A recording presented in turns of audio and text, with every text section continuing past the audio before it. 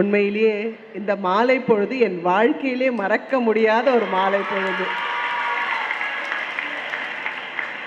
அழகான ஒரு தலைமை, ரொம்ப அழகாக பேசினாங்க பிரியா மேம். உண்மையிலேயே தி கிரேட் மேயர்னு சொல்லுவேன் நான். என்ன இப்படி இங்கே நிற்க வச்சு அழகு பார்த்து துடித்த எனது அன்பு சகோதரன் மாண்புமிகு சேகர் பாபு அண்ணன் அவர்களுக்கு,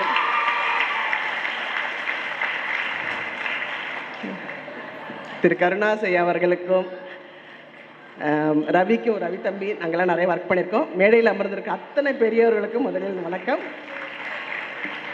அதாவது ஃபுல் எனர்ஜியோட என்னமோ நான் நிறைய பேசுகிற மாதிரி கைத்தடிக்கிட்டே இருக்கிறேன். உங்கள் எல்லாருக்குமே முதல்ல வணக்கம். சின்னதாக தான் பேச போகிறேன், பட் எனக்கு தெரிஞ்சதை தான் நான் பேச போகிறேன். ஏன்னா எனக்கு பெரிய மேடை பேச்சாளர் கிடையாது. முதல் மேடை எனக்கு தெரிஞ்சு இப்படி பெரிய மினிஸ்டர்ஸ்லாம் உட்காந்துட்டு நான் பேசுகிற முதல் மேடை தான் இது. ஸோ ஏதாவது தவறு இருந்தால் மன்னிச்சுக்கோங்க. ஏன்னா எத்தனையோ பேர் நம்ம நாட்டை ஆண்டிருக்காங்க. ஆனால் எல்லா தடை கற்களையும் நல்ல நல்ல வைர கற்களாகி அதன் மேலே உட்கார்ந்துருக்கிற எனது அன்பு சகோதரன் மாண்புமிகு முதலமைச்சர் அவர்களுக்கு பிறந்த நாள் விழாவில் சின்னதாக வாழ்த்து சொல்ல நிஜமாக வயசு இல்லைங்க. அவரை வணங்குறேன்.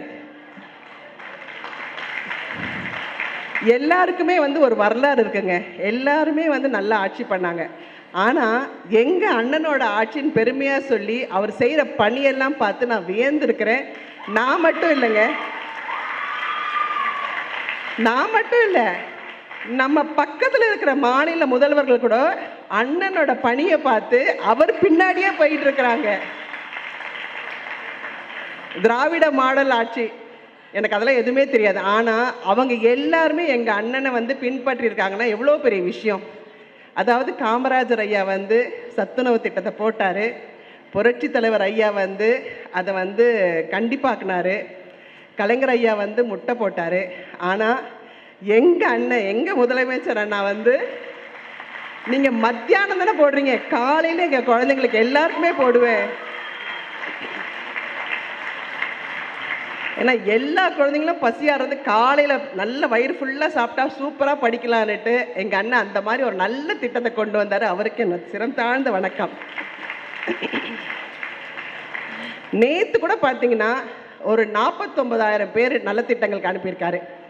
அது மட்டும் இல்லாத அங்கே 60 குழந்தைங்களுக்கு சூப்பராக உதவித்தொகை, ஊக்கத்தொகை கொடுத்துருக்காங்க. ஸோ நல்ல நல்ல விஷயங்கள், அதாவது அடுக்கடுக்கடுக்காக பண்ணிக்கிட்டே போகிறாரு. அதாவது நமக்கெல்லாம் பஸ் பாஸ், பெண்களுக்கான பஸ்ஸு முதல்ல கொண்டு ஃபஸ்ட்டு ஆர்டர் கொடுத்தாரு. இந்த மாதிரி ஒன்று ஒன்றா பண்ணிகிட்டே இருக்கிறாரு. அதாவது சொன்னதை மட்டும் செய்யலைங்க, சொல்லாததும் செஞ்சுக்கிட்டு இருக்காரு. இன்னொரு நல்ல விஷயம், யாருமே பொறாமையாக பேசாதீங்க, அன்பு வழியில் கொண்டு போங்க, நிச்சயமாக மொத்த வெற்றியும் நமக்கு தான். அடுத்தும் எங்கள் அண்ணன் இப்படி சூரிய வெளிச்சத்தில் உட்கார போகிறாரு.